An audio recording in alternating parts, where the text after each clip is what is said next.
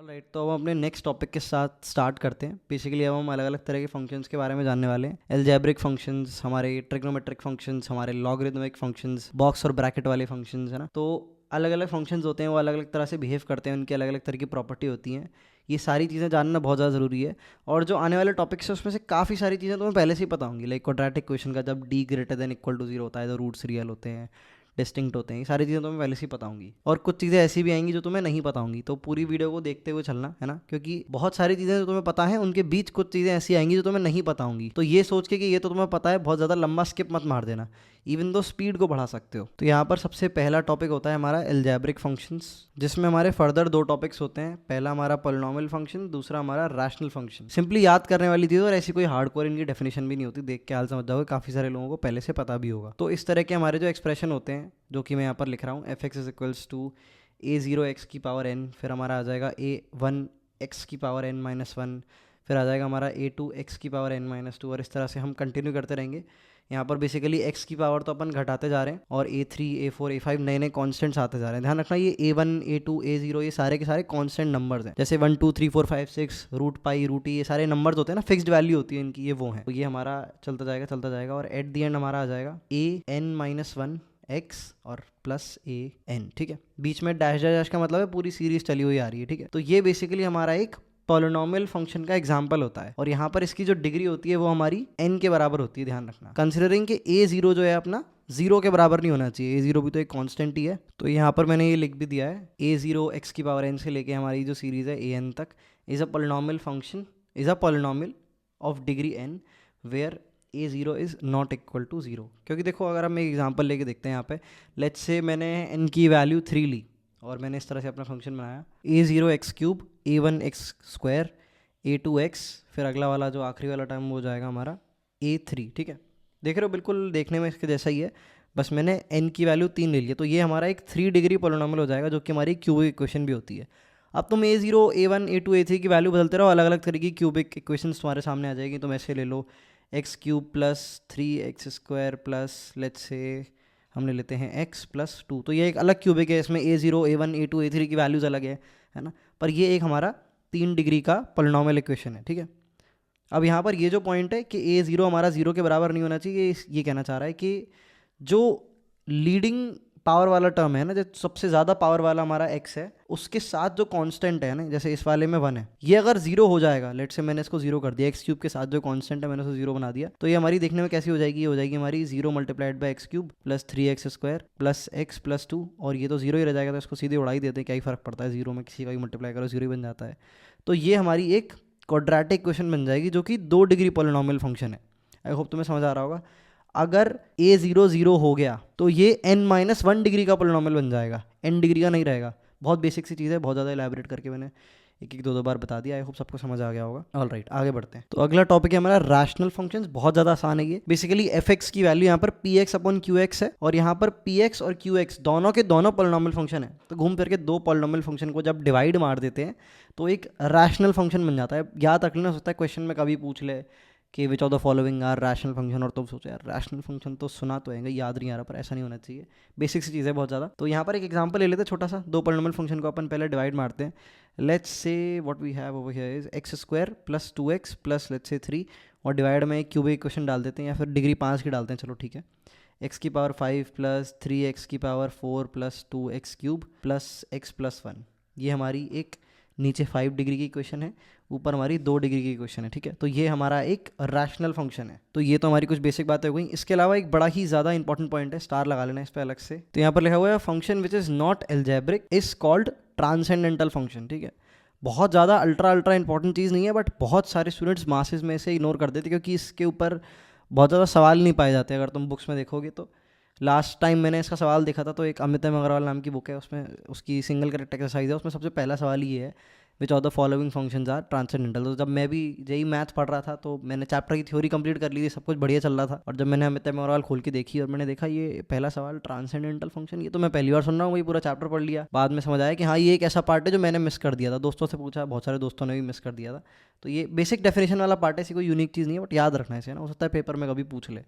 तो फंक्शंस जो एल्जेब्रिक नहीं होते हैं वो हमारे ट्रांसेंडेंटल फंक्शन होते हैं। ठीक है, जैसे ई की पावर एक्स हो गया, जैसे हमारा ln(x) हो गया, जैसे हमारा tan(x) हो गया, ट्रिग्नोमेट्रिक फंक्शंस हो गए ना, बेसिकली पॉलिनॉमियल नहीं है जो, या फिर जो पॉलिनॉमियल अपन पॉलिनॉमियल नहीं है, वो सारे के सारे हमारे ट्रांसेंडेंटल फंक्शन होते हैं, जो भी अजीबोगरीब से फंक्शंस होते हैं, ठीक है, बेसिक सी बात है। अभी जो हम जितने भी इसके आगे फंक्शंस पढ़ने वाले हैं, box x, bracket x, ln(x), ये सारे हमारे ट्रांसेंडेंटल फंक्शंस होंगे, ठीक है। आगे बढ़ते हैं, अब हम थोड़ी सी चर्चा करने वाले हैं इन भाई साहब के बारे में, ax² + bx + c। Quadratic equation chapter में काफ़ी डिटेल में काफ़ी सारे स्टूडेंट्स ने पढ़ा होगा, पर कुछ स्टूडेंट्स का हो सकता है ये चैप्टर थोड़ा रिलेटिवली वीक रह गया हो, बैकलॉग वगैरह बन गया हो, तो कुछ बेसिक्स हैं जो अपन यहाँ पर रिवाइज करते हुए चलते हैं, ठीक है। ये बहुत इंपॉर्टेंट है कि हमें किसी भी क्वाड्रेटिक का ग्राफ बहुत अच्छे से बनाना आना चाहिए। नहीं आता है तो बेसिक बातें मैं कुछ बता रहा हूँ यहाँ पर, इनको समझते हुए चलना, और खुद से अपनी एंड से प्रैक्टिस भी कर लेना। रैंडम क्वाड्रेटिक लिखो, रैंडम कोफिशिएंट डालो, है ना, 3x² + 2x + 1 कुछ भी लिखो, और उसका ग्राफ बनाने की कोशिश करो, है ना। और जस्ट टू चेक कि तुम्हारा ग्राफ सही आया है कि नहीं आया, डेस्मोस नाम की एक ऐप है, गूगल पर डाल के देख लेना, मिल जाएगा। उसमें तुम किसी भी फंक्शन का ग्राफ जो है प्लॉट कर सकते हो। तो हमारी जो क्वाड्रेटिक इक्वेशन होती है उसका डी जो है वो हमारा बराबर होता है b² - 4ac, ठीक है। ये d जो है जब भी हमारा > 0 होता है, तो ये तो हमको पता ही है कि इस क्वाड्रेटिक के दो डिस्टिंक्ट रूट होते हैं, पर मैं ग्राफिकल टर्म्स में यहाँ पर सीधे बात करूंगा, बहुत ज़्यादा बेसिक पे नहीं जाऊंगा। ग्राफ के टर्म में अगर देखा जाए तो जिस क्वाड्रेटिक का आपका d > 0 है, वो आपकी एक्स एक्सिस को 2 बार काटती है ना, तो इस तरह का ग्राफ हो सकता है, इस तरह का ग्राफ हो सकता है, ऐसा उल्टा ग्राफ भी हो सकता है ना। तो ये भाई इतना तय है कि 2 बार काटेगी, ठीक है। तो यहाँ ध्यान रखना, मैं ग्राफ के टर्म्स में बात कर रहा हूँ। जब हमारा d = 0 होता है, तो ये जो क्वाड्रेटिक इक्वेशन होती है ये हमारी एक्स एक्सिस को टच करती है। टच ऐसे कर सकती है, इधर भी कर सकती है, इधर भी कर सकती है, इधर 0 पे भी कर सकती है, डिपेंड्स ऑन क्वाड्रेटिक इक्वेशन कैसी है। पर अगर d = 0 है तो ये एक्स एक्सिस को टच करेगी। और लॉजिकल रीजन पता होना चाहिए, ऐसे रटना नहीं है अपने को। रीजन क्या है भाई, अगर d = 0 है तो अगर तुम्हें रूट्स का फॉर्मूला याद हो, दैट इज -b + -√d/2a, ठीक है। तो अगर d 0 हो गया तो रूट क्या हो जाएंगे इसके, अल्फा और बीटा दोनों की वैल्यू हो जाएगी हमारी -b/2a, यानी कि दोनों रूट सेम हो गए। तो अगर दोनों रूट सेम है तो एक्स एक्सिस को ये 2 पॉइंट पे नहीं काटेगी, सिर्फ एक ही पॉइंट पे टच करेगी, है ना, क्योंकि एक्स एक्सिस को एक क्वाड्रेटिक इक्वेशन जितने पॉइंट्स पे काटती है उतने ही उसके रूट होते हैं। तो यहाँ पर एक ही रूट रह गया, ठीक है। तो फिर यहाँ पर ये एक ही बार टच करेगी एक्स एक्सिस को।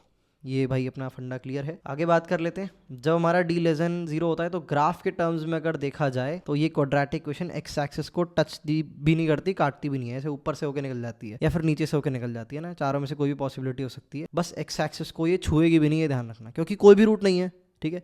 और एक्स एक्सिस को उसी पॉइंट पे क्वाड्रेटिक काटती है जिस पॉइंट पे रूट्स होते हैं, तो कोई भी रूट नहीं है तो कोई काटा पीटी नहीं होने वाली। आगे यहाँ पर कुछ इंपॉर्टेंट चीज़ें हम देख लेते हैं। एक जो हमारी क्वाड्रेटिक इक्वेशन होती है उसका ग्राफ देखने में लेट से ऐसा बना दिया मैंने। ये ग्राफ से होता है भाई ओपनिंग अपवर्ड्स, इसमें हमारा a जो है वो > 0 होता है। a भाई साहब क्या है, ये बैठे हुए हैं जो x² के कोफिशिएंट है।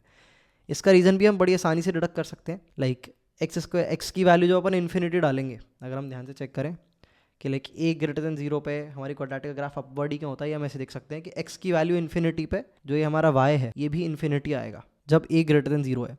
और अगर मैं ऐसी वाली क्वाड्रेटिक बना दूँ, जैसे मैंने ओपनिंग डाउनवर्ड बना दी लेट से, है ना, तो यहाँ पर तुम देख रहे हो x की वैल्यू जब बढ़ती जा रही है, x जब इन्फिनिटी की तरफ अप्रोच कर रहा है तो जो y है वो नीचे जाता जा रहा है ना, y -∞ को अप्रोच कर रहा है। तो ये वाला जो केस होता है ये हमारा a < 0 वाला होता है। और इस क्वाड्रेटिक इक्वेशन की अगर अपन शक्ल देखें तो it is like, let's say <0 वाला कोई भी रैंडम नंबर उठा लो, -2x² + x + 1, ठीक है।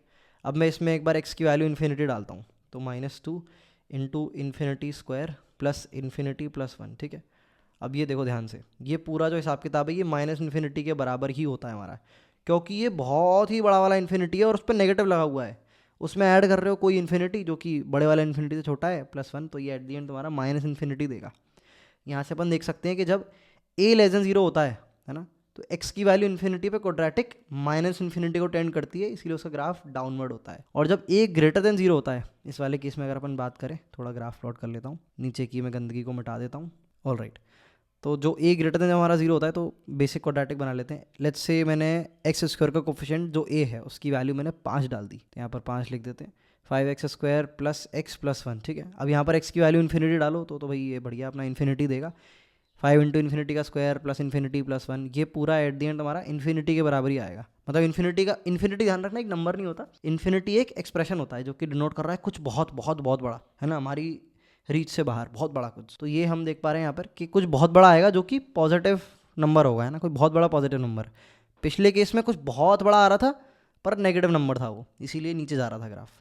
तो यहाँ पर अपन देख सकते हैं x की वैल्यू इन्फिनिटी पे है ना, ये जो y बराबर हमारा 5x² प्लस x प्लस 1 है, इसमें x की वैल्यू इन्फिनिटी पे, y भी इन्फिनिटी को अप्रोच कर रहा है। देखो ऊपर जा रहा है, ये x बढ़ता जा रहा है तो y भी इन्फिनिटी को अप्रोच कर रहा है, इसीलिए हमारा a>0 पे y भी a>0 पे हमारी क्वाड्रेटिक ओपनिंग अपवर्ड्स होती है। इसका बेसिक लॉजिक है, मैंने समझा दिया है। एक और बड़ी इंपॉर्टेंट चीज़, ये जो पीक वाला पॉइंट होता है इसको पॉइंट ऑफ एक्सट्रीमा बोलते हैं। याद करने की ज़रूरत नहीं है, AOD में अपन इसे अच्छे से पढ़ेंगे, है ना। अगर क्वाड्रेटिक ओपनिंग अपवर्ड है तो ऐसा, डाउनवर्ड है तो ऐसा। इस केस में ये वाला हो जाएगा पॉइंट, इस केस में ये वाला पॉइंट हो जाएगा। इसके कोऑर्डिनेट डायरेक्ट याद रख सकते हैं, कैलकुलेशन आसान हो जाएगी, बार बार लाइक कैलकुलेट नहीं करना पड़ेगा। और भी तरीके होते हैं डिफरेंशिएट करके पॉइंट ऑफ एक्सट्रीमा के कोऑर्डिनेट निकालने के, पर वो टाइम कंज्यूमिंग होते हैं। तो आई वुड सजेस्ट कि इसको डायरेक्ट याद रखो। ये हमारा -b/2a के बराबर होता है, ये हमारा -d/4a के बराबर होता है। a वही कोफिशिएंट, b भी x का कोफिशिएंट, और d अभी मैंने तुम्हें बताया ये b² - 4ac होता है। Same goes with this coordinate, ये भी हमारा -b/2a अपॉन -d/4a होगा। जिस तरह की क्वाड्रेटिक होगी अकॉर्डिंगली इसकी वैल्यू निकल के आएगी। अब हम बात कर लेते हैं क्वाड्रेटिक क्वेश्चन की रेंज को कैसे निकाला जाता है, इस बारे में। ये टॉपिक थोड़ा इंपॉर्टेंट है, इससे रिलेटेड काफ़ी सारे सवाल आपको देखने को मिलेंगे। जिन स्टूडेंट्स को आदत नहीं है भाई, थोड़ी सी अपन यहाँ पर प्रैक्टिस करना शुरू कर लेते हैं। तो काफ़ी सारे तरीके होते हैं। एक तो हमारा डिफरेंशिएशन से भी तरीका होता है, एक हमारा बेसिक परफेक्ट स्क्वायर बना के तरीका होता है। तो पहले अपन बेसिक परफेक्ट स्क्वायर वाला तरीका यहाँ पर समझने वाले हैं। जिसको नहीं आता है बड़े ध्यान से समझते हुए चलना, ठीक है। लेट्स से ये हमारी एक क्वाड्रेटिक क्वेश्चन है, दैट इज x² - x - 3। अब तुम्हें इसकी रेंज निकालनी है। एक और मैं 2 एग्जांपल लूँगा यहाँ पे। एक है मेरे पास x² + x + 1, ठीक है। पहले दूसरे वाले का निकालेंगे, ये पहला वाला है, ये दूसरा वाला है ना। तो सबसे पहले मैं इसके साथ कंटिन्यू करूँगा। इसकी मेरे को रेंज निकालनी है। रेंज का मतलब क्या है, ये कहाँ से कहाँ तक लगेगी, ये जो पूरा हिसाब किताब है। अगर इसमें x की कोई भी वैल्यू डाल दूँ, है ना, इसकी डोमेन तो तुम देख ही सकते हो। हर x की वैल्यू पे ये वैलिड है, हर x की वैल्यू पे जो y है, y is basically equal to fx, वो हमारा रियल ही आ रहा है। तो बेसिकली हमें ये बताना है कि ये पूरा जो एक्सप्रेशन है ये क्या क्या वैल्यू ले सकता है, वही इसकी रेंज हो जाएगी। तो बड़ा ही आसान सा तरीका होता है, हमें इसे परफेक्ट स्क्वायर प्लस कांस्टेंट में कन्वर्ट करना होता है। तो यहाँ पर ध्यान से देखना बड़ा, इसको अगर मैं कन्वर्ट करूँगा तो ये कैसा हो जाएगा, ठीक है। बाद में फिर तो मैं सिखाऊंगा कि कन्वर्ट कैसे किया जाता है, जिनको नहीं आता। So this will become x + 1/2 का होल स्क्वायर प्लस 3/4। ध्यान से इसकी शक्ल देख लो एक बार, क्या कर दिया मैंने ये।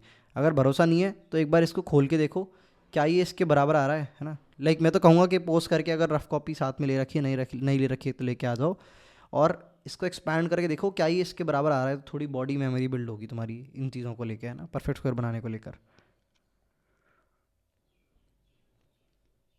आई होप तुमने ये ट्राई किया होगा। तो हम देख पा रहे हैं कि ये बेसिकली एक परफेक्ट स्क्वायर प्लस कांस्टेंट में मैंने इस क्वाड्रेटिक इक्वेशन को कन्वर्ट कर दिया। इससे फ़ायदा क्या हुआ, अभी बताता हूँ क्या फ़ायदा हुआ, है ना। अभी हम इस कन्वर्जन को भी थोड़ी देर में सीख रहे होंगे कि किसी भी क्वाड्रेटिक इक्वेशन को कैसे कन्वर्ट करना है परफेक्ट स्क्वायर प्लस कांस्टेंट में। पहले हम देखते हैं, ये तो सबको क्लियर हो गया कि ये दोनों एक दूसरे के बराबर हैं। भरोसा नहीं तो खोल के अपन ने देख लिया था, ठीक है। अब यहाँ पर ध्यान से देखें, ये जो परफेक्ट स्क्वायर है, कोई भी परफेक्ट स्क्वायर होता है वो हमारा हमेशा 0 से बड़ा होता है, कभी भी नेगेटिव नहीं हो सकता, ठीक है। So this is something which is either equal to 0, x = -1/2 डालेंगे तो 0 हो जाएगी और इन्फिनिटी तक जाएगी, है ना। ये जो हिसाब किताब है, इसकी जो रेंज है, इन भाई साहब की जो रेंज है वो हमारी 0 से लेके इन्फिनिटी तक है। पूरा क्लियर है, 0 को इंक्लूड करेंगे, इन्फिनिटी को इंक्लूड नहीं करेंगे। अब एक ऐसा नंबर जिसकी रेंज 0 से इन्फिनिटी है, उसमें तुम एक कांस्टेंट ऐड कर दो 3/4, तो क्या हो जाएगा भाई, दोनों तरफ 3/4 ऐड हो जाएगा। इसकी रेंज हो जाएगी 0 + 3/4 से लेके इन्फिनिटी + 3/4 तक। आई होप ये तुम्हें समझ आ रहा है। तो 0 + 3/4 3/4 होता है, इन्फिनिटी + 3/4 इन्फिनिटी ही होता है, because I told you infinity is not a number, it is an expression to denote कि कुछ बहुत बड़ा। तो कुछ बहुत बड़ा प्लस 3/4 कुछ बहुत बड़ा ही आएगा, तो इन्फिनिटी लिखेंगे यहाँ पे। तो ये आ गया भाई 3/4 से लेके इन्फिनिटी। आई होप तुम्हें समझ आ गया हो कि परफेक्ट स्क्वायर में कन्वर्ट करके जो रेंज है वो निकालना आसान क्यों होता है, ठीक है। क्योंकि जो परफेक्ट स्क्वायर है वो 0 से इन्फिनिटी होगा, फिर साथ में जो कांस्टेंट होगा उसको इस तरह से अटैच कर देंगे दोनों तरफ, तो आंसर आ जाएगा। समझ रहे हो ना, सेम मेथड रहेगा हर क्वाड्रेटिक के लिए। अब फंडा ये है कि परफेक्ट स्क्वायर में कैसे कन्वर्ट कर दिया मैंने, मतलब कैसे कर देंगे हर क्वाड्रेटिक को भाई, यहाँ पर ये अपन समझते हैं। ऑलराइट, तो जैसे यहाँ पर हमारी ये क्वाड्रेटिक क्वेश्चन है x² + x + 1, तो इसका अपन देखेंगे परफेक्ट स्क्वायर कैसे कैलकुलेट किया जाता है फट से। बड़े ध्यान से समझना है ना, टेंशन लेवल अपना बढ़ा देना, क्योंकि बहुत सारे मल्टीपल स्टेप्स हम एकदम से करने वाले हैं, ठीक है। तो सबसे पहले हमारा रूल रहता है कि अपने को x² का कोफिशिएंट 1 करना होता है, जो कि इस केस में हमारा ऑलरेडी 1 है। लेट से कोई ऐसा केस आ गया जहाँ पर 2x² + x + 1 दे रखा है, तो आपको यहाँ से 2 कॉमन निकालना पड़ेगा और ब्रैकेट में आपका हो जाएगा x² + x/2 + 1/2, है ना। इस तरह से आपने x² का कोफिशिएंट जो है वो 1 कर दिया। ऑलराइट, तो ये मतलब होता है x² का कोफिशिएंट 1 करने का मतलब। अब हमारा जो केस है भाई उसमें पहले से ही x² का कोफिशिएंट 1 है, तो कोई छेड़ने की अपने को ज़रूरत ही नहीं है, ठीक है। तो x² का कोफिशिएंट 1 है ऑलरेडी।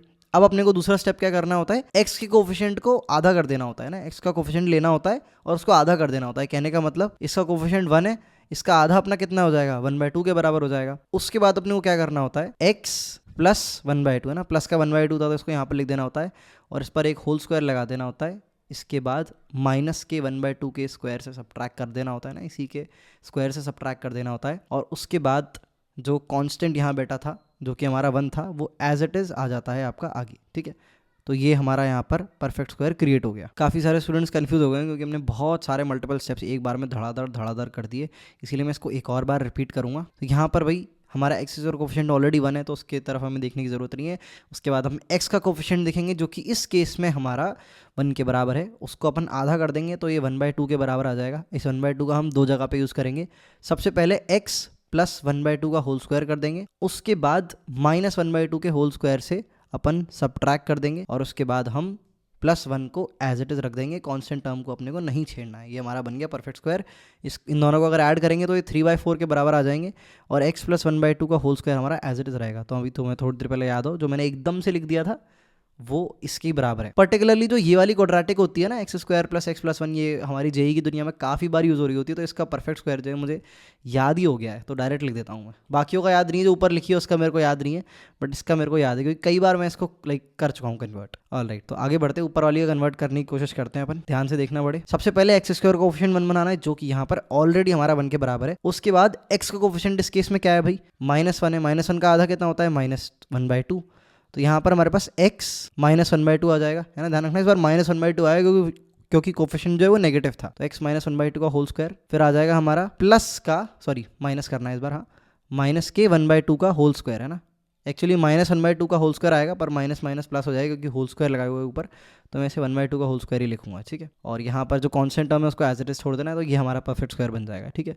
तो इसको खोलोगे तो ये माइनस का 1/4 और ये माइनस का 3 आएगा, इनको ऐड कर देना, ये 7/4 के बराबर आ जाएगा नेगेटिव का। तो इस तरह से हमारे परफेक्ट स्क्वायर में ये कन्वर्ट हो गई। और एक रैंडम क्वाड्रेटिक में हवा में एकदम लिख देता हूँ। लेट्स से 2x² + 3x + 1, ठीक है। यहाँ पर फिर से सेम तरीका अपने को अप्लाई करना है। पहले 2 कॉमन ले लेना है इस बार क्योंकि इस क्वाड्रेटिक इक्वेशन का x² कोफिशिएंट अपने को 1 बनाना है, ठीक है। तो भाई x² + 3/2x + 1/2 हो गया। अभी जो ब्रैकेट के अंदर हिसाब किताब है इसको अपन परफेक्ट स्क्वायर में कन्वर्ट करेंगे। तो यहाँ पर जो है ये हमारी बन जाएगी x, ध्यान से देखना, x का कोफिशिएंट क्या है 3/2, उसका आधा करेंगे तो क्या आ जाएगा 3/4, तो +3/4 का होल स्क्वायर -3/4 का होल स्क्वायर करेंगे ना, सब्ट्रैक्ट भी करेंगे उससे जो आधा वाली चीज़ थी और कांस्टेंट को एज इट इज लिख देंगे। तो ये हमारा परफेक्ट स्क्वायर बन जाएगा। एक बाहर हमारा 2 भी लगा रहेगा, तो इसको अगर अपन सॉल्व कर लेंगे तो इट विल बी 2 × x + 3/4 का होल स्क्वायर + 1/2 -9/16 × 2। उसको सॉल्व कर लेंगे तो हमारा कोई ना कोई रिजल्ट निकल के आ जाएगा। इस कांस्टेंट को अगर सॉल्व करें तो इट विल बी 1 - 9/8 और ये भाई 8 हमारा ऊपर आ जाएगा तो इट विल बी -1/8। तो अगर हम इसे further at the and resolve करके लिखें तो इट विल बिकम 2 × x + 3/4 का होल स्क्वायर -1/8। तो इसकी भी अगर रेंज की बात करें, परफेक्ट स्क्वायर निकालना तो अपने सीख लिया है, रेंज की अगर हम बात करें ध्यान से देखना, तो ये जो पार्ट है पूरा ये हमेशा हमारा पॉजिटिव रहेगा, 0 के बराबर ही हो सकता है पर कभी भी नेगेटिव नहीं हो सकता, है ना। x की वैल्यू -3/4 पे 0 हो जाएगा, बाकी कोई भी x की वैल्यू डालते जाओ इन्फिनिटी तक या -इन्फिनिटी तक, ये बहुत सारे अलग अलग पॉजिटिव नंबर्स देगा। तो यहाँ पर जो है ये वाला जो पार्ट है इसकी रेंज हमारी 0 से लेके इन्फिनिटी तक हो जाएगी, ठीक है। हम इन्फिनिटी को इंक्लूड नहीं करेंगे और 0 को इंक्लूड करेंगे और फिर उसमें -1/8 एक कांस्टेंट नंबर ऐड कर दिया, तो ओवरऑल रेंज क्या हो जाएगी 0 - 1/8 से लेके इन्फिनिटी -1/8 तक। अब इन्फिनिटी -1/8 मतलब एक बहुत बड़ा एक्सप्रेशन, -1/8 एक बहुत बड़ा एक्सप्रेशन ही देगा वो एट द एंड। एक्सप्रेशन नहीं, आई मीन टू से नंबर, है ना। तो यहाँ पर जो है ये इन्फिनिटी रह जाएगा और यहाँ पर आ जाएगा -1/8। सो आई होप ये तुम्हें बहुत से क्लियर हो गया हो कैसे परफेक्ट स्क्वायर में कन्वर्ट किया जाता है और कैसे एक क्वाड्रेटिक की रेंज फट से निकाली जाती है। Now I will give you N homework जहाँ पर तुम्हें अभी जो है 5 रैंडम क्वाड्रेटिक लिखो और उनके परफेक्ट स्क्वायर फाइंड करने की कोशिश करो। अपने मन से रैंडम लिख लो। जैसे मैं अगर रैंडम क्वाड्रेटिक लिखने की कोशिश करूँ तो मेरे दिमाग में आती है 7x² + 3x + 1, 2x² - 2x + 1, है ना। साइन बदलते जाना, कभी 1 की जगह -1 लगा देना, कभी पाई रूट 3 को इंट्रोड्यूस करना। तो ऐसी 5 क्वाड्रेटिक 1 2 3 4 5 क्वाड्रेटिक तुम्हें रैंडम लिखनी है और उनके परफेक्ट स्क्वायर जल्दी जल्दी कैलकुलेट करने की कोशिश करनी है। इससे थोड़ी बॉडी मेमोरी बिल्ड होगी, है ना, इस तरह की कैलकुलेशन करने की। इंपॉर्टेंट है, इसे इग्नोर भूल के भी मत करना। 5 क्वाड्रेटिक उठानी है, उनके परफेक्ट स्क्वायर सॉल्व करने हैं, हार्डली 3-4 मिनट लगेंगे। अटकोगे, तुम देखते जाओगे, जब तक 5-6 तक पहुंचोगे स्पीड अच्छी खासी बन जाएगी तुम्हारी। सो इस पार्ट में अपन ने सीखा कि क्वाड्रेटिक की रेंज अपन कैसे कैलकुलेट करते हैं। ऑल राइट, तो हम एक बेसिक सा क्वेश्चन सॉल्व करेंगे which is based on finding the range of a quadratic equation. तो जो एक्सप्रेशन हमको दे रखा है, जो बेसिकली फंक्शन हमको दे रखा है, वो देखने में हमारा कुछ ऐसा है। F x is equals to under root में है आपका x square minus 3x plus का 2। तो को वीडियो को एक बार पॉज करो और एक बार ट्राई करके देखो। इसकी आपको रेंज कैलकुलेट करके बतानी है और डोमेन भी बतानी है। ऑल राइट, आई होप आपने substantial amount of time invest किया होगा इसको निकालने में। तो यहाँ पर जो है वही परफेक्ट स्क्वायर बनाना वाला जो फंडा है, अपन उसको अप्लाई करेंगे। सबसे पहले इस क्वाड्रेटिक इक्वेशन को मैं परफेक्ट स्क्वायर में कन्वर्ट करता हूँ। तो अपने को क्या करना था, पहले कोफिशिएंट को अपन 1 बनाते हैं। यहाँ पर अगेन ऑलरेडी 1 है, तो एक्स स्क्वायर को I will write as it is. ठीक है, पेन को थोड़ा सा पतला करते हैं। ठीक है, चलो काफ़ी लग रहा है। ऑल राइट, अब अपने को क्या देखना है कि जो एक्स का कोफिशिएंट है ना, उसका अपने को आधा करना है। तो आधा क्या हो जाएगा, माइनस का 3/2 हो जाएगा। तो यहाँ पर मैंने लिख दिया माइनस का 3/2 और मैंने चढ़ा दिया इस पर होल स्क्वायर। अब हम इसको एक बार सब्ट्रैक्ट भी कर रहे होते हैं इसके परफेक्ट स्क्वायर से, है ना। इसका जो कोफिशिएंट का जो आधा आया था उसकी परफेक्ट स्क्वायर से अपन सब्ट्रैक्ट भी कर रहे होते हैं। तो सेम चीज़ करेंगे, -3/2 का अपना स्क्वायर, और ये कांस्टेंट अपना एज इट इज़ रहता है। ठीक है, तो इस वाले पार्ट को जब अपन एक्सपैंड कर देंगे तो हमारा निकल के आ जाएगा बेसिकली 2 - 9/4। ठीक है, 2 - 9/4 को हम सॉल्व करेंगे तो वो माइनस के 1/4 के बराबर आएगा। तो यहाँ पर अपन सारी काटा पीटी करने के बाद माइनस का 1/4 लिख लेते हैं और इसको अंडर रूट में डालना है भाई। ऊपर एक अंडर रूट है, उसका भूलेंगे नहीं अपन। तो ये हमारा अंडर रूट आ गया। तो ये हमारा एफ एक्स इसमें कन्वर्ट हो गया। अब एक बार सोच के देखो भाई, इसकी रेंज अपन कैसे कैलकुलेट कर सकते हैं। और लेट, तो आगे बढ़ते हैं। तो अगर इसके ऊपर अंडर रूट ना लगा होता, ठीक है, लेट्स से अंडर रूट थोड़ी देर के लिए हटा देते, तो फिर हमारी क्या रेंज होती भाई। ये वाला पार्ट हमेशा हमारा पॉजिटिव रहेगा, पॉजिटिव भी नहीं, जीरो भी हो सकता है। तो बेटर तरीका रहेगा बोलने का कि हमारा हमेशा नॉन नेगेटिव रहेगा। ठीक है ना, जीरो भी हो सकता है क्योंकि पॉजिटिव भी हो सकता है। तो इसकी जो अपनी रेंज हो जाएगी वो जीरो से लेके इन्फिनिटी हो जाएगी। और फिर आप एक कांस्टेंट ऐड कर रहे हो इसमें जो कि -1/4 है। तो दोनों तरफ अपन यहाँ पर जो है -1/4 ऐड कर देंगे। तो -1/4 प्लस 0 से लेके इन्फिनिटी -1/4। तो इन्फिनिटी -1/4 मतलब एक बहुत बड़ा नंबर -1/4, ये एट द एंड बहुत बड़ा नंबर ही देगा। तो यहाँ पर आपका इन्फिनिटी ही रहेगा, यहाँ पर आपका माइनस का 1/4 आ जाएगा। ठीक है, तो यहाँ पर अपन लिख देते हैं -1/4। तो एट द एंड आंसर क्या हो जाएगा अभी अपना, ये मैं यहाँ पे लिख रहा हूँ -1/4 से लेके इन्फिनिटी। बट अगेन ये उस क्वेश्चन का आंसर है जब अंडर रूट नहीं लगा है ना। तो हमारा तो भाई अंडर रूट लगा हुआ है, तो अंडर रूट को एक बार लगा देते हैं। तो ये मैंने अंडर रूट लगा दिया। अब दिमाग लगा के देखो एक बार कि क्या होना चाहिए इसका सोल्यूशन। फिर अगर इस एक्सप्रेशन की -1/4 से इन्फिनिटी है और मैं इस पर अंडर रूट लगा दूँ तो रेंज क्या हो जाएगी। ऑल राइट, तो मैं इसका पर्दा फाश करता हूँ। देखो, कोई एक्सप्रेशन है जिसकी रेंज अपनी -1/4 से लेके इन्फिनिटी है और उस पर अपन ने अंडर रूट लगा दिया। अब देखो, अंडर रूट के अंदर जो हिसाब किताब है वो नेगेटिव नहीं हो सकता। ये अपना पहला असूल है भाई, है ना। इसके करस्पॉन्डिंग एक्स की कोई डोमेन भी आएगी अपनी, है ना। अपन उन एक्स को एलिमिनेट कर देंगे डोमेन में से जिन पर ये नेगेटिव हो रहा है। तो -1/4 माइनस या फिर 1/4 से माइनस लाइक 0 के बीच में जितने भी नेगेटिव नंबर्स हैं ये अटेन नहीं कर सकता है ना। ये एक्सप्रेशन हम अटेन नहीं करने देंगे क्योंकि फिर अंडर रूट के अंदर नेगेटिव आ जाएगा, डोमेन पार हो जाएगी। ठीक है, पर हम इसको 0 बना सकते हैं, 1 बना सकते हैं, 2 बना सकते हैं, 0 से बड़ा कोई भी नंबर दे सकते हैं। तो बेसिकली इसकी जो रेंज है हमारी, है ना, जो इसकी रेंज है वो हमारी हो जाएगी 0 से लेके इन्फिनिटी, जहाँ पर ये 0 हो सकता है। I hope this is clear to you. क्योंकि नेगेटिव वाली लाइक जिन एक्स की वैल्यूज़ पर ये नेगेटिव दे रहा है उन एक्स की वैल्यूज़ को ही हम डिस्कार्ड करते हैं क्योंकि वो डोमेन में ही नहीं आएंगी, है ना। इसकी डोमेन भी अपन कैलकुलेट कर सकते हैं। डोमेन कैलकुलेट करने का क्या तरीका एक बार मैं समझा देता हूँ। जैसे हमारी जो इनिशियल क्वाड्रेटिक क्वेश्चन थी ऊपर से देख लेते हैं, x² - 3x + 2। ठीक है, तो डोमेन हमारी कुछ ऐसे कैलकुलेट होगी। अपन इसको फैक्टराइज कर लेंगे। फैक्टराइज करोगे तो it will become x - 1 multiplied by x - 2, है ना। अब ये इस तरह से बन गई। फिर इसको अपन को ग्रेटर देन इक्वल टू 0 करना है।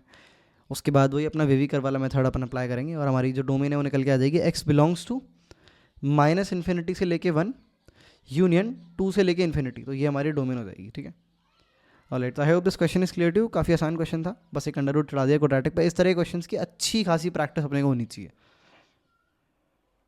अब हम बात करने वाले फंक्शंस में एक बड़े ही इंपॉर्टेंट टॉपिक की, that is range of quadratic upon quadratic. इस साल नहीं सॉरी 2022 में आई सपोज जेई एडवांस में इससे रिलेटेड आपका एक क्वेश्चन भी आया था और बहुत ज़्यादा आसान क्वेश्चन था, मतलब वो जिसने गलत कर दिया तो बहुत ही बड़ा पाप हो जाएगा, है ना। डायरेक्ट क्वेश्चन था, इसके ऊपर बेस्ड था, और तो इसको बहुत अच्छे से समझना ध्यान से, मेंस में भी इससे रिलेटेड आपके क्वेश्चन आ सकते हैं। क्वाड्रेटिक अपॉन क्वाड्रेटिक आपको एक्सप्रेशन दिया होगा, मैंने तो यहाँ पर बड़ी सिंपल सी क्वाड्रेटिक ली है, वो ऐसे भी ले सकता है कि 2x² plus 3x minus 1 divided by उसने कर दिया x² प्लस 9x माइनस 2, है ना। रैंडम एक एग्जाम्पल दे रहा हूँ, अभी हम इसकी रेंज निकालना सीखेंगे। तो कुछ स्टेप्स होते हैं वो आपको सिंपली फॉलो करने होते हैं, जिससे आपका आंसर फट से निकल आता है। इन स्टेप्स को बड़े ध्यान से सुनना और कभी मत भूलना, है ना। तुम अपने जो भी मॉक टेस्ट वगैरह दे रहे होगे, कई बार तुम्हें क्वेश्चंस देखने को मिलेंगे, फट से सॉल्व हो जाने चाहिए अपने, ठीक है। ऑलराइट, तो शुरू करते हैं भाई। तो जैसे कि अपने को ये एग्जांपल दे रखा है, f(x) = x² minus x+1 divided by x² plus x+1, ठीक है। तो पहला स्टेप अपने को क्या करना है, ये जो भाई साहब हैं इनको हमें y के बराबर मानना है, ठीक है। तो यहाँ पर मैं स्टेप भी लिखता जाऊँगा। तो यहाँ पर अपन ने लिख लिया है px/qx, जहाँ पर अपने p और q दोनों क्वाड्रेटिक पॉलिनॉमियल्स हैं, इसको आपको y के बराबर मानना है ना। स्टेप 2 अपना क्या होना है, क्रॉस मल्टीप्लाई कर दो, ठीक है। तो क्रॉस मल्टीप्लाई किया तो भाई लेफ्ट हैंड साइड पे अपना क्या हो जाएगा, yx² plus yx plus y, ठीक है। अब अपने को क्या करना है, अपने को x में एक क्वाड्रेटिक बनानी है, ठीक है। I will repeat it again, x में अपने को एक क्वाड्रेटिक बनानी है। तो यहाँ पर मैं क्वाड्रेटिक फॉर्म करना शुरू करता हूँ x में। तो यहाँ पर मैंने अपने स्टेप्स भी अपडेट कर दिए राइट हैंड साइड में, इसके बीच में एक अपन दीवार क्रिएट कर लेते हैं भाई। तो पहला स्टेप था y के बराबर मानना है, दूसरा स्टेप था क्रॉस मल्टीप्लाई करना है, तीसरा स्टेप था x में क्वाड्रेटिक बनानी है, जो कि अपन ने ये लेफ्ट हैंड साइड अगर नीचे देखो तो क्वाड्रेटिक अपनी बना रखी है, ठीक है। तो ये देखो x में क्वाड्रेटिक है, इसको अपन बराबर 0 कर देते हैं भाई। तो यहाँ पर देखो x में क्वाड्रेटिक बनाइए तो कोफिशिएंट्स जो है वो y में है ना, ax² plus bx plus c quadratic होती है, तो इसके a b और c जो हैं वो हमारे y में वेरिएबल एक्सप्रेशंस हैं। लाइक ये हमारे a की वैल्यू हो जाएगी, ये हमारे b की वैल्यू हो जाएगी, ये हमारे c की वैल्यू हो जाएगी, ठीक है। अब अपने को चौथे स्टेप में क्या करना है, सिंपली इस क्वाड्रेटिक का d greater than equal to 0 करना है, d greater than equal to 0। अब उसके बाद अपनी एक y में इक्वेशन बनेगी, अगर ध्यान से देखो d अपना क्या होता है b² माइनस 4ac। तो यहाँ पर अगर हम देखें तो b जो है अपना वो माइनस y प्लस 1 के बराबर है, ठीक है। तो b² क्या हो जाएगा, माइनस y प्लस 1 का होल स्क्वायर। तो यहाँ पर लिख देता हूँ y प्लस 1 का होल स्क्वायर, है ना, माइनस माइनस तो प्लस हो जाएगा। अब d में आगे अपना माइनस 4ac भी होता है। तो भाई यहाँ पर अगर हम a और c की बात करें तो a जो होता है वो हमारा x² का कोफिशिएंट होता है और c जो होता है हमारा कांस्टेंट होता है। तो कांस्टेंट तो ये है, x² का कोफिशिएंट ये है, इत्तेफाक से दोनों ही बराबर है, दोनों ही हमारे 1 माइनस y के बराबर है। तो माइनस 4ac में आ जाएगा -4 मल्टीप्लाइड बाय 1 माइनस y का होल स्क्वायर, है ना, 1 माइनस y रिपीटेड 2 टाइम्स। अब अपन इसको एक्सपैंड कर देते हैं तो भाई हमारी खुल जाएगी, तो y² plus 2y plus 1 minus का 4y² माइनस का 4 और साथ में आ जाएगा प्लस का हमारा 8y, ठीक है। सारी काटा पीटी हम करेंगे, at the end we'll get a quadratic जिसके हमारे 2 फैक्टर्स होंगे, जो कि हमारे देखने में कुछ ऐसे होंगे, 3y, एक मिनट को, 3y minus 1 multiplied by 3 minus y, है ना। और हमें ग्रेटर देन इक्वल टू 0 करना था, याद रखना d को, जिससे हमारे फाइनल सॉल्यूशन निकल के आने थे। तो ग्रेटर देन इक्वल टू 0 हर जगह पे लगा देते हैं, greater than equal to 0, greater than equal to 0, greater than equal to 0, ठीक है। एक बार चेक कर लेना, वेरीफाई कर लेना मैंने कैलकुलेशन सही करी है, तो हो सकता है कई बार आंसर टेढ़ा मेढ़ा आ जाए, तो हर बार मेरी कैलकुलेशन को खुद से लाइक कॉपी पे लिख के चेक करते जरूर रहना, है ना। ऑलराइट, तो यहाँ पर भाई इसे अपन सॉल्व करते हैं। तो पहले माइनस साइन का मल्टीप्लाई करेंगे क्योंकि यहाँ पर 3 माइनस वाई लिखा हुआ है, so it will become 3y minus 1 multiplied by y minus 3। अपने वेवी कर वाले मेथड की मदद से अपन देखेंगे भाई, एक 2 सॉल्यूशन है अपने यहाँ पर, एक तो 3 है, एक 1/3 है, तो ये 3 और ये 1/3, और ये अपन ने वेवी कर बनाया राइट साइड से आते हुए। नीचे वाले सॉल्यूशंस को अपन को कंसिडर करते हैं क्योंकि लेस देन 0 वाला अपने को चेक करना है ना, लेस देन 0 है यहाँ पे। तो यहाँ पर हमारा आंसर हो जाएगा 1/3 से लेके 3 इंक्लूडिंग बोथ 1/3 एंड 3, ठीक है, क्योंकि ग्रेटर देन इक्वल टू 0 है, जस्ट ग्रेटर देन 0 नहीं था हमारा, ठीक है। ऑलराइट, तो यहाँ पर इस लेस देन के तहत हमारे पास आ जाएगा y बिलोंग्स टू 1/3 से लेके 3, यही हमारा आंसर हो जाएगा। तो आई होप तुम्हें पूरी प्रोसेस क्लियर है। हमारे कुछ स्टेप्स थे, पहला स्टेप था भाई y के बराबर मानना है, दूसरा स्टेप था क्रॉस मल्टीप्लाई करना, तीसरा स्टेप था क्वाड्रेटिक बनानी है x में, चौथा स्टेप था d greater than equal to 0। तो स्टेप 4 हमारा हो जाएगा, यहाँ पर मैं लिख देता हूँ d greater than equal to 0। I hope basic simple steps हैं ये तुम्हें पता हो। अब यहाँ पर एक छोटा सा एक्सेप्शन होता है इन क्वेश्चंस में कि कई बार अपने को अलग से चेक करना पड़ता है कि अपना जो डोमेन में रेंज में अपना 1 एलिमेंट अलग से आ रहा है कि नहीं आ रहा है, ठीक है। अब ये तो मैं सुन के थोड़ा कन्फ्यूजन लगा एकदम से इसने क्या बोल दिया, समझाता हूँ इसको एक एग्जांपल की मदद से। तो यहाँ पर हमें अलग से, है ना, अलग से एक्सक्लूसिवली नंबर 1 के लिए चेक करना पड़ता है। जैसे कि मैं y की वैल्यू 1 डाल के देखूंगा, x² minus x plus 1 divided by x² plus x plus 1 is equals to 1, है ना। y की वैल्यू अलग से स्पेसिफिकली y की वैल्यू 1 के लिए बात हो रही है ना, कि 1 इसकी रेंज में लाई कर रहा है कि नहीं कर रहा है, ये हमें अलग से चेक करना होता है। कई बार ऐसा होता है कि हमारे आंसर में 1 आ रहा होता है रेंज में, पर 1 एक्चुअली में ये एक्सप्रेशन कभी वैल्यू अटेन कर ही नहीं सकता, है ना, क्योंकि इस प्रोसेस में कोई ना कोई अपना फ्लॉ होता है जिसके बारे में हम बाद में बात करेंगे। पर ये तुम्हें अभी याद रखना है कि ये हमारे 4 स्टेप्स होते हैं। उसके बाद हमें अलग से इसको 1 के बराबर चेक करके वेरीफाई करना होता है कि 1 क्या ये अटेन कर रहा है कि नहीं कर रहा है। कैसे चेक करेंगे? सिंपली क्रॉस मल्टीप्लाई कर दो फिर से, तो ये हो जाएगा x² - x + 1 is equals to x² + x + 1। x² से x² क्रॉस कैंसिल मारो, 1 से 1 मारो।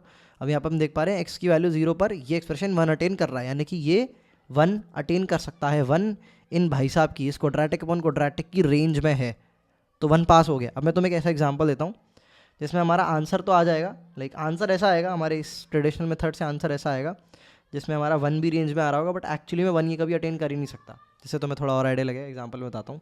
ऑलराइट, तो ये हमारी क्वाड्रेटिक है जिसकी अपने को रेंज जो है कैलकुलेट करनी है। तो सिंपल अपने स्टेप्स अपन कंटिन्यू करेंगे, इसको y के बराबर मानेंगे, उसके बाद अपन क्रॉस मल्टीप्लाई कर देंगे x² + x + 2 is equals to y multiplied by x² plus y multiplied by x plus का y। अब अपने को क्या करना था, अपन को x में क्वाड्रेटिक बनानी थी, तो x में फट से मैं क्वाड्रेटिक बनाता हूँ। x² का कोफिशिएंट मेरा क्या हो जाएगा 1 - y ना, ये अपना लेफ्ट हैंड साइड पे आ जाएगा, तो मैं जल्दी जल्दी इसको फ्रेम कर पाऊँगा। ऑलराइट, तो साथ में आ जाएगा 1 - y मल्टीप्लाइड बाय अपना x, उसके साथ आ जाएगा अपना 2 - y। ठीक है, आई होप तुम्हें पता चल गया मैं क्वाड्रेटिक x में कैसे बनाइए। उसके बाद लास्ट स्टेप क्या था अपना, d > 0, बेसिक है वही। तो d में क्या, b² क्या है भाई अपना 1 - y के बराबर है, b जो है इसका स्क्वायर कर देंगे, तो b² - 4 multiplied by 1 - y multiplied by 2 - y ना, 4ac हो गया। ये अपने को > 0 करना है। अब यहाँ से अपन y की रेंज कैलकुलेट करने की कोशिश करते हैं।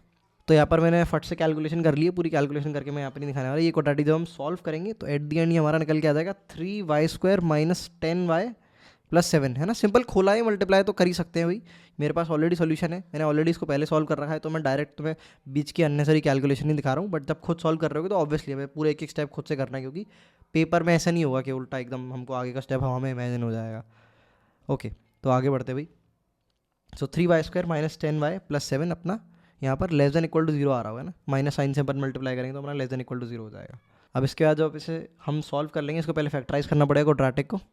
So this will become 3y - 7 multiplied by y - 1 < 0। तो यहाँ पर दो सोल्यूशन है अगेन, 1 और 7/3, तो यहाँ पर अपन लिख देते हैं, एक हमारा आ जाएगा 1 और 7/3 1 से बड़ा होता है, तो 7/3। अगेन वेवी कर्व बनाएंगे, यहाँ पर हमारा राइट साइड से आता हुआ जाएगा और ये ऊपर चला जाएगा। बीच वाला नीचे वाला पार्ट अपने को लेना है, क्योंकि < आया है हमारी इनइक्वालिटी में। तो हमारा जो फाइनल आंसर हो जाएगा वो हो जाएगा y बिलोंग्स टू 1 से लेके 7/3, है ना, इंक्लूडिंग बोथ 1 और 3, क्योंकि इक्वालिटी है इसमें ना, इक्वल टू का साइन भी है साथ में इक्वालिटी के, < नहीं है, जस्ट <= है। तो ये हमारा भाई आंसर हो जाएगा। तो कायदे से 1 भी आ रहा है, ठीक है। अब एक बार ओरिजिनल क्वेश्चन में जाके एक बार 1 डाल के देखते हैं भाई x की किस वैल्यू के लिए ये पूरा एक्सप्रेशन 1 हो जाता है। अगेन क्रॉस मल्टीप्लाई करते हैं just to verify, x² + x + 2 is equals to x² + x + 1, x से x कटा, फिर से x कटा और 1 = 2 आ गया। उत्तरी, ये तो गड़बड़ हो गई। यहाँ से अपने को पता चलता है कि ये 1 तो कभी बन ही नहीं सकता, ऐसी x की कोई भी वैल्यू नहीं है जिसके लिए 1 हो जाए, क्योंकि इसको जब हम 1 के बराबर रखते हैं तो LHS ≠ RHS आ जाता है, दो कांस्टेंट आ जाते हैं जो एक दूसरे के कभी बराबर नहीं हो सकते, है ना। तो 1 को अलग से वेरीफाई कर लेना, अलग से इसको स्टार लगा के लिखना, क्योंकि अगर जी एडवांस वाला सवाल कभी इन नियर फ्यूचर पूछता है तो वो हो सकता है इस पर्टिकुलर पॉइंट पे खेल जाए, है ना, क्योंकि ये सटल पॉइंट है, बहुत सारे लोग भूल जाते हैं, बाकी 4 स्टेप्स को याद रखते हैं, ये भूल जाते हैं। तो अलग से स्टार मार्क करके अगर कोई नोट्स वगैरह अलग से प्रिपेयर करके रख रहा है तो उसमें लिख सकता है, या फिर कोई शॉर्ट नोट्स बना रहे हैं तो उसमें लिख सकते हैं। तो नोट्स मैं प्रोवाइड करूँगा, उसमें भी मैं ये सारी चीज़ें प्रोवाइड करूँगा। Alright, so this is how we are suppose to find the range of quadratic upon quadratic. Alright everyone, तो अब हम बात करने वाले हैं ट्रिग्नोमेट्रिक फंक्शंस के बारे में। पहले अपन ने एल्जेब्रिक फंक्शंस देखे थे, अब हम देखेंगे ट्रिग्नोमेट्रिक फंक्शंस, ठीक है। तो अपन ने क्लास 11th में पूरी बहुत सारी ट्रिग्नोमेट्री पढ़ी, उसमें बहुत सारे सवाल थे, बहुत ज़्यादा मेस्ड अप काफ़ी सारे स्टूडेंट्स को लगती है। तो उसी में से कुछ चीज़ें हैं जो अपन यहाँ पर रिवाइज़ करने वाले हैं। तो अगर जो लोग भूल गए हैं वो एक बार देख सकते हैं, जिन लोगों को ऑलरेडी ट्रिग्नोमेट्री बहुत अच्छे से आती है, काफ़ी कॉन्फिडेंट है, वो इस पार्ट को लाइक × 2 या फिर × 1.5 पे भी देख सकते हैं, क्योंकि बेसिक प्रॉपर्टीज़ को हम रिवाइज करने वाले हैं जो कि फंक्शंस चैप्टर में काम आने वाली हैं। एक बड़ी important alert regarding trigonometry I would like to give you guys, कि काफ़ी सारे स्टूडेंट्स को लगता है कि यार ट्रिग्नोमेट्री हमारी ख़राब है, कैसे मैनेज हो पाएगा। तो ध्यान से सुनना मेरी बात को, ट्रिग्नोमेट्री जो चैप्टर है ना, वो ऐसा चैप्टर नहीं है जो इंडिविजुअली जिसके जेईई एडवांस या मेंस में PYQs आ रहे हो बहुत ज़्यादा, तुम्हें रेयरली दिखेगा कि एक पूरा PYQ है जो सिर्फ ट्रिग्नोमेट्री पे ही बेस्ड है, मतलब है पर काफ़ी कम है। बट इस चैप्टर की इंपॉर्टेंस ऐसे है कि ये बहुत अलग अलग चैप्टर्स में इंटीग्रेट होकर आता है। फॉर एग्जांपल फंक्शंस में तुम्हें बहुत सारे क्वेश्चंस दिखेंगे जहाँ पर तुम्हें ट्रिग्नोमेट्रिक एक्सप्रेशंस दिखेंगे। लिमिट्स में तो बहुत ही सारे सवाल हैं जो कि काफ़ी सारी ट्रिग्नोमेट्रिक प्रॉपर्टीज़ को याद होना डिमांड करते हैं। सेम गोज तुम्हारा डेफिनेट इंटीग्रेशन, इनडेफिनेट इंटीग्रेशन है ना। तो यहाँ पर अपने को ऐसे करना होता है कि लेट्स से कोई सवाल में अपन अटके और उसमें कोई ट्रिग्नोमेट्री की प्रॉपर्टी लग रही है, तो रादर देन कि अपन सोचे कि यार ये सवाल तो मेरे से हो ही नहीं पाएगा कि यार क्योंकि ट्रिग्नोमेट्री तो मेरे को आता ही नहीं है, अपन सिंपली उस सवाल पे अटके उसका सोल्यूशन देखें, क्या प्रॉपर्टी यूज़ हो रही है, उस प्रॉपर्टी को उसी समय याद कर ले और आगे बढ़ें। सेम गोज है तो अपन फंक्शन में, लिमिट्स में ना, अगर ट्रिग्नोमेट्री जिसकी वीक है उसके लिए मैं ये बता रहा हूँ। ऑलराइट, आगे बढ़ते हैं अपन। तो फंक्शंस चैप्टर में बहुत बेसिक प्रॉपर्टीज हैं जो कि अपने को याद रखनी है ट्रिग्नोमेट्री के नाम पे। तो ये मैं शुरू करता हूँ, ठीक है। तो सबसे पहले अपन अपनी सबसे बेसिक ट्रिग्नोमेट्रिक फंक्शन के साथ शुरू करेंगे, which is fx is equals to sine of x। तो यहाँ पर हम सबसे पहले बात कर लेते हैं साइन x के ग्राफ के बारे में। तो ये मैंने भाई अपनी कोऑर्डिनेट एक्सिस बना ली, x एक्सिस और y एक्सिस, और इस ग्राफ जो है हमारा देखने में कुछ ऐसा होता है। मतलब मैंने पूरी तरह सिमेट्रिकल नहीं बनाया क्योंकि हाथ से बना रहा हूँ तो कुछ ना कुछ इनएक्यूरेसी तो रहेगी, बट देखने में इस तरह से होता है ना। ये पॉइंट हमारा 0,0 होता है, ये पॉइंट हमारा x कोऑर्डिनेट इसका π/2 हो जाएगा और y कोऑर्डिनेट 1 नहीं, x कोऑर्डिनेट π/2 हो जाएगा इस पॉइंट का और y कोऑर्डिनेट हमारा 0 हो जाएगा, ठीक है। इस तरह से हमारा कंटिन्यू होता जाएगा। ये वाला जो पॉइंट है हमारा, ये पॉइंट हमारा x कोऑर्डिनेट इसका 3π/2 के बराबर हो जाएगा। इस तरह से कोऑर्डिनेट की अपन लेबलिंग कर सकते हैं। ये पॉइंट हमारा पाई के बराबर है, ये पॉइंट हमारा 2π के बराबर है, ठीक है। इस तरह से अपना नेगेटिव कोऑर्डिनेट में भी ऐसे ही फॉलोअप होता जाएगा। तो साइन एक्स का ग्राफ अपने को बहुत अच्छे से याद होना चाहिए। अपन आगे बढ़ते हैं साइन एक्स की कुछ और प्रॉपर्टीज़ के साथ। जब हमारा साइन एक्स जो है वो 0 के बराबर होता है तो अपने को ये बताना है कि x किसके बराबर होगा। एक बार वीडियो को पोस्ट करो, खुद से सोचो क्या होगा। अब काफ़ी सारे स्टूडेंट्स ने आंसर दिया होगा भाई x की वैल्यू तो 0 होती है जब साइन एक्स 0 होता है। नहीं, ये आंसर ठीक है, पर और ठीक आंसर भी दिया जा सकता है। और ठीक कैसे? क्योंकि भाई अगर तुम ध्यान से देखो, x की कई सारी वैल्यूज़ के लिए हमारा साइन एक्स 0 होता है, ठीक है। कई सारी वैल्यूज़, जैसे अगर तुम x की वैल्यू पाई डालो, 2π डालो, 3π डालो, -π डालो, -2π डालो, सब के लिए हमारा साइन एक्स 0 आता है। तो सारी वैल्यूज़ को हमें इकट्ठा लिखना है एक एक्सप्रेशन में। वो अपन कैसे करेंगे वो मैं यहाँ पे तुम्हें बताने वाला हूँ। तो जब साइन एक्स हमारा 0 है तो कॉमा बनाएंगे, x जो है हमारा वो n π के बराबर होता है, जहाँ पर n जो है हमारा कोई भी एक इंटीजर हो सकता है। I hope this is very much clear to you guys. इसी तरह से जब हमारा साइन एक्स 1 के बराबर है तो x की मल्टीपल वैल्यूज़ हो सकती हैं। और मल्टीपल वैल्यूज़ अपन कैसे लिखते हैं? पहले अपन कोई भी एक वैल्यू चुनते हैं जहाँ पर हमारा साइन एक्स जो है 1 के बराबर होता है। तो भाई हमारे दिमाग में आ रही है भाई π/2 पे साइन एक्स हमारा 1 के बराबर होता है, ठीक है। तो ये मैंने लिख दिया π/2। इसमें मैं ऐड कर दूंगा +2nπ, और यहाँ पर n जो है मेरा कोई भी एक इंटीजर हो सकता है। इसको बड़े ध्यान से देखना। अब ये मैंने 2nπ क्यों ऐड किया? अभी अपन पीरियोडिक फंक्शंस पढ़ रहे होंगे। वैसे साइन एक्स का पीरियड 2π होता है ना, तो हर 2π बाद साइन एक्स अपने आप को रिपीट कर रहा होता है। तो इसका ये रीज़न होता है जो कि अपन और इलेबोरेटेड मैनर में पीरियोडिक फंक्शंस में अच्छे से समझ रहे होंगे। सो बेसिकली जब भी साइन एक्स हमारा 1 के बराबर है तो x की मल्टीपल वैल्यूज़ हैं। वो मल्टीपल वैल्यूज़ कैसे हम डिनोट करेंगे? π/2 + 2nπ। अब n की वैल्यू बदलते जाओ, अलग अलग वैल्यूज आती जाएंगी। 0 डालो, 1 डालो, -1 डालो, 2 डालो, -2 डालो, है ना। अलग अलग इंटीजर्स डालोगे तो अलग अलग वैल्यूज़ मिलती जाएंगी, जिनके लिए हमारा साइन एक्स जो है वो 1 के बराबर है। अगली प्रॉपर्टी अपन देख लेते हैं। जब हमारा साइन एक्स जो है वो साइन वाई के बराबर होता है तो x और y के बीच में हमारा क्या रिलेशन होता है? अगेन बहुत इंपॉर्टेंट है, बहुत सारे लोग इसको भूल जाते हैं। तो x और y के बीच में हमारा रिलेशन होता है x = nπ + -1 की पावर n और मल्टीप्लाइड बाय y।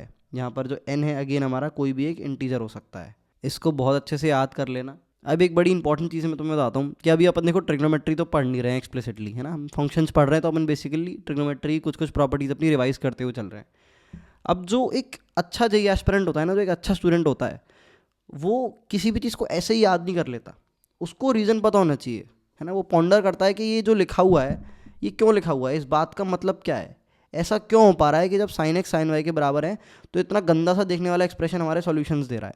एक्स और वाई के बीच में इतना गंदा एक्सप्रेशन कहाँ से आ रहा है? तो ये वो सोचता है, पॉन्डर करता है। कहीं वो यूट्यूब पे जाके वीडियो देखता है, कहीं वो ट्रिग्नोमेट्री के अपने नोट्स रिवाइज करता है, या फिर वो किसी पर्सनल डाउट सॉल्वर की मदद से, या फिर किसी ग्रुप में अपने आंसर को डालता है या फिर अपने क्वेश्चन को डालता है ना कहीं से वो सॉल्यूशन ज़रूर निकाल के लाता है, ठीक है। तो एक आदत होनी चाहिए कि कोई भी चीज़ अपन ऐसे ही याद नहीं कर लें, है ना, रैंडमली मेमोराइज नहीं कर लें बिना समझे। ठीक है, मान लो हमारे पास टाइम कम है, समझने का टाइम नहीं है, तो अपन एक अपनी अलग से कॉपी मेंटेन करें जहाँ पर हमने वो चीज़ें लिखी हुई हैं जो हमें समझ नहीं आई थी पर अपन ने याद कर ली, और उनको हम लाइन बाय लाइन समझते जाएं और निपटाते जाएं। ठीक है, तो ऐसे ही हम जो भी चीज़ें यहाँ पे लिख रहे हैं, नेचुरली ऐसे बन जाओ कि थोड़ी सी ना इरिटेशन होने लगे कि यार ये समझ नहीं आ रहा मेरे को, ये ऐसे कैसे याद कर लूँ, मतलब क्या है इस बात का, है ना। अपने आप ही तुम पूछने लगो मतलब क्या है इस बात का, और तुम लाइक तब तक थोड़ा सा आगे बढ़ने में रजिस्ट करो जब तक तुम्हें मतलब समझ ना आए। This is very important trait that all JEE aspirants need to develop. All right, आगे बढ़ते हैं। अगर हमको दे रखा है कि हमारा साइन एक्स जो है वो ग्रेटर देन इक्वल टू 0 है, तो हमें बताना है कि एक्स की क्या क्या पॉसिबल वैल्यूज़ होंगी। इसको करने का तरीका मैं एक बार तुम्हें एक्सप्लेन कर देता हूँ। जैसे ये मैंने अपना कोऑर्डिनेट सिस्टम बनाया, हाँ कोऑर्डिनेट सिस्टम ही है, और ये मैंने बनाया अपना साइन एक्स का ग्राफ, ठीक है। तो मैं कोई भी एक इंटरवल चुनूंगा जहाँ पर मेरा साइन एक्स जो है वो ग्रेटर देन इक्वल टू 0 होता है। तो मैं ये रेड कलर से इस इंटरवल को डिनोट करता हूँ। देखो इस इंटरवल में साइन एक्स जो है वो ग्रेटर देन 0 है ना, पॉजिटिव वाई कोऑर्डिनेट में लाई कर रहा है पूरा ग्राफ। ये कोऑर्डिनेट क्या है, पेन थोड़ा ज़्यादा थिक हो गया, इसको थिन कर देते हैं भाई। ये कोऑर्डिनेट क्या है अपना 0 है। ये कोऑर्डिनेट क्या है भाई अपना, ये हमारा पाई के बराबर। तो ये इंटरवल मिल गया मेरे को रेड वाला, 0 से लेके पाई के बीच में मेरा साइन एक्स जो है वो ग्रेटर देन 0 होता है या फिर इक्वल टू 0 होता है। अब देखो मैं क्या करूँगा, 0 से लेके पाई। अब मुझे पता है भाई साइन एक्स जो है मेरा उसका पीरियड जो होता है वो 2 पाई होता है। तो बड़े ध्यान से देखना मैं यहाँ पे क्या करने वाला हूँ, 0 को थोड़ा सा साइड लिखते हैं क्योंकि मुझे कुछ और भी लिखना है। तो 0 में मैं ऐड कर दूंगा 2n पाई, और पाई में भी मैं ऐड कर दूंगा 2n पाई, ठीक है। 0 से पाई मेरा एक इंटरवल था, और मल्टीपल इंटरवल हो सकते हैं ना जहाँ पर, तो साइन एक्स हमारा ग्रेटर देन 0, ये इंटरवल भी तो होगा, ये वाला भी होगा, इसके आगे वाला भी होगा, ऐसे बहुत सारे अनगिनत आ जाएंगे।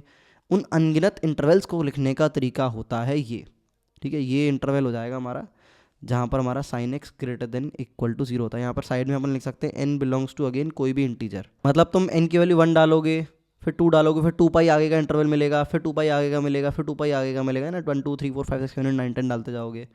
तो हर 2 पाई बाद, क्योंकि साइन एक्स अपने आप को रिपीट करता है, इसीलिए ये सारे के सारे वो इंटरवल हो जाएंगे जहाँ पर हमारा साइन एक्स ग्रेटर देन 0 होता है। थोड़ी फील आ रही है, थोड़ी तो आ रही होगी मेरे को लगता है, ऐसा तो नहीं है बिल्कुल ही दिमाग से जा रहा होगा, है ना। जिन्हें ट्रिग्नोमेट्री अच्छे से पढ़ रखी है, ग्राफ्स के साथ हैंडी है, उनके लिए आसान होगा काफ़ी ज़्यादा।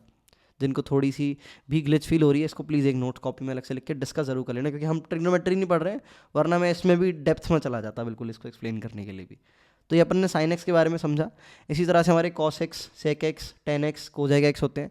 एक बड़ी इंपॉर्टेंट चीज़ मैं तुम्हें बताना चाह रहा हूँ यहाँ पे कि काफ़ी सारे स्टूडेंट्स के साथ ये होता है कि साइन एक्स कॉस एक्स का तो उन्हें ग्राफ याद होता है, टेन एक्स कॉट एक्स का थोड़ा सा ग्लिची फील हो रहा होता है, उन्हें एकदम से नहीं बना पाएंगे, लाइक वैल्यूज डाल डाल के ट्रेंड चेक करके ग्राफ प्लॉट कर देते हैं। और कोजैक एक्स और सेक एक्स का बहुत कम स्टूडेंट्स को लाइक डायरेक्ट ग्राफ याद होता है ना। बहुत कम स्टूडेंट्स होते हैं जिनसे बोलूँ एकदम से बनाओ सेक एक्स और कॉट एक्स कोजैक एक्स का, तो वो कन्फ्यूज हो जाते हैं थोड़ा, वैल्यूज ट्रेंड डाल डाल के चेक करते हैं फिर बना पाते हैं। तो दिस इज इंपॉर्टेंट कि इनके ग्राफ बहुत अच्छे से याद होने चाहिए, जिससे कैलकुलेशन लाइक समझ रहे हो, जब सवाल तुम्हारे सामने आए जेईई मेन से एडवांस में, तुम्हारी कैलकुलेशन फास्ट हो। ये बेसिक चीज़ों में तुम्हें 10-12 सेकंड इन्वेस्ट नहीं करने पड़ रहे हो, 1 सेकंड में फट से ग्राफ बनाया, चेक किया, आगे बढ़े, है ना। अभी तो तुम देख ही रहे हो मैथ्स कितनी लेंदी आ रही जेईई मेंस के ऊपर, सो this is very important for you guys. Similar properties हमारे बाकी सारे ट्रिग्नोमेट्रिक फंक्शंस भी फॉलो कर रहे होते हैं। कॉस एक्स के लिए बिल्कुल सेम रहता है जैसा साइन एक्स के लिए, बट टेन एक्स और कॉट एक्स के लिए बदल जाता है, और कोजेक एक्स और सेक एक्स का ग्राफ अपने को याद रखना है। तो ये सारी जो डिटेल्स है तुम डिस्क्रिप्शन में से जो भी नोट्स अवेलेबल है उसमें से देख सकते हो ना। मैंने साइन एक्स के लिए एक्सप्लेन कर दिया है, ट्रेंड जो है अकॉर्डिंगली बाकी सबके लिए भी फॉलो होगा, थोड़े थोड़े डिफरेंसेस ऑब्वियसली हैं ही, बट जो रूट लॉजिक है वो सेम है। इसके अलावा एक बड़ा ही इंपॉर्टेंट क्वेश्चन हमारा यहाँ पर आता है, that is the range of y is equals to a cos x plus b sin x, ठीक है। तो साइन एक्स के साथ एक कोफिशिएंट है, cos x के साथ एक कोफिशिएंट बैठा हुआ है, और आपको इसकी जो है रेंज बतानी है। एक तो पहले तो इसको डायरेक्टली याद रख लो, और साथ साथ लॉजिक भी पता होना चाहिए, बट याद रखना भी इसको बहुत इंपॉर्टेंट है ना। इसका जो आंसर होता है, इसकी जो रेंज होती है वो होती है हमारी -√a² प्लस b² से लेके प्लस का √a² प्लस b² से तक, है ना।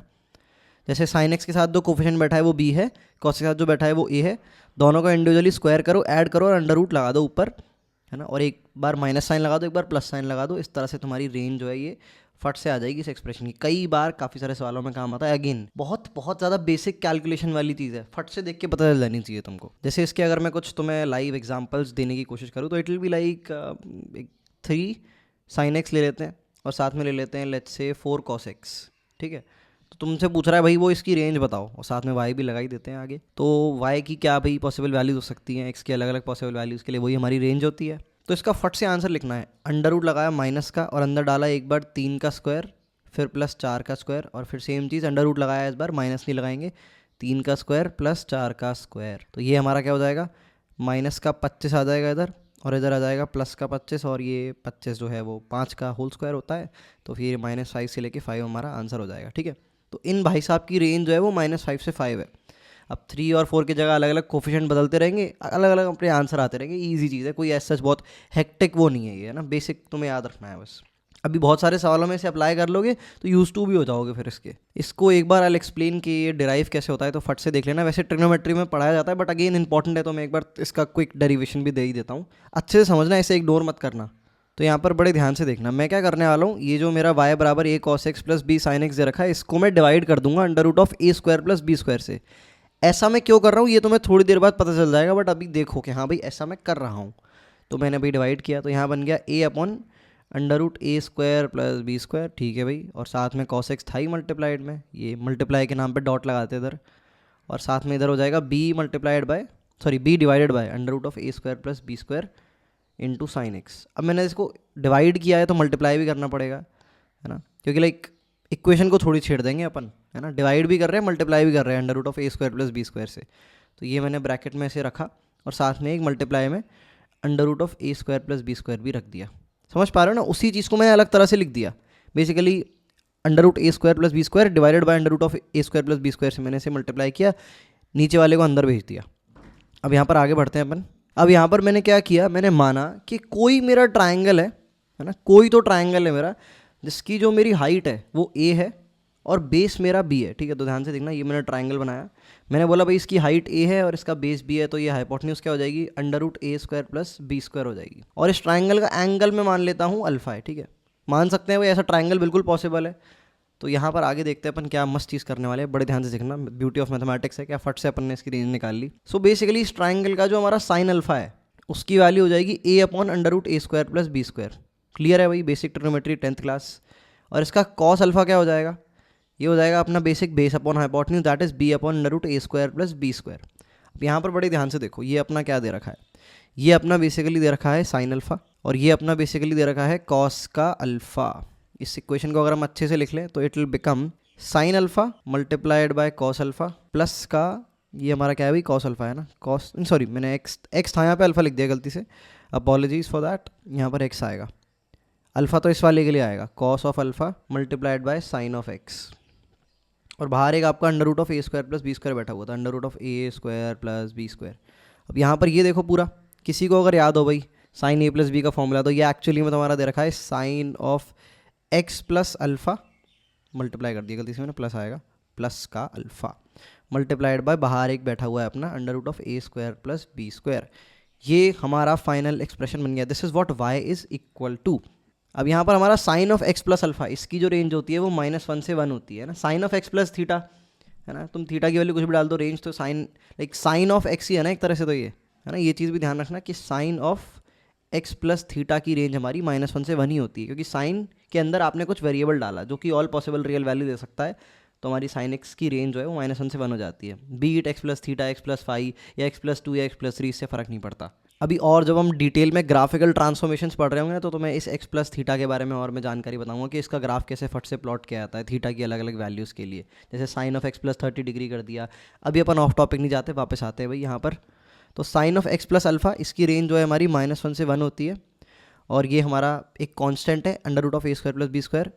तो कोई ऐसी चीज़ जिसकी रेंज -1 से 1 है उसको मल्टीप्लाई किया √a² प्लस b स्क्वायर से, तो इस पूरे की रेंज क्या निकल के आएगी, -√a² प्लस b स्क्वायर से लेके √a² प्लस b स्क्वायर। ये हमारा पूरा सॉल्यूशन अपन ने फट से सॉल्व कर दिया। अब ध्यान रखना, काफ़ी सारे स्टूडेंट सोचते हैं कि यार मुझे तो मेन रिजल्ट से मतलब है, सॉल्यूशन के लाइक प्रूफ से क्या मतलब है मेरे को, नहीं नहीं नहीं, ध्यान रखना जी एडवांस में अच्छा सवाल जो आएगा उसको करने के लिए कई बार ऐसा होता है, कई बार क्या बहुत बार ऐसा होता है ना, कि प्रूफ में जो चीज़ें यूज़ हो रही होती हैं, प्रूफ में जो लॉजिक्स यूज़ हो रहे होते हैं वो अपने को सवालों में लगाने होते हैं, है ना। रट्टाफिकेशन थोड़ी करना है, ये रट्टाफिकेशन से एडवांस निकल जाता तो बात ही क्या है भाई। जब तक ये चीज़ें तुम्हारे अंदर बस नहीं जाती, समझ रहे हो, एक एक कतरा कतरा इसका बस नहीं जाता, तब तक you won't be able to solve a deep वाला क्वेश्चन जो होता है। अगर इस सॉल्यूशन में कोई भी एक पर्टिकुलर चीज़ समझ नहीं आई है तो invest some time 5 to 10 to 15 minutes उसको खुद से फिगर आउट करने में। If still you are stuck, again as I told you, एक नोटबुक मेंटेन करनी है जहाँ से अपन 1-to-1 की से डाउट्स डिस्कस करके सॉल्व कर सकते हैं। वीडियो के कमेंट में भी डाल सकते हो, I will try to respond to as many as possible. So yeah guys, ये था हमारा a sin x plus b cos x की रेंज।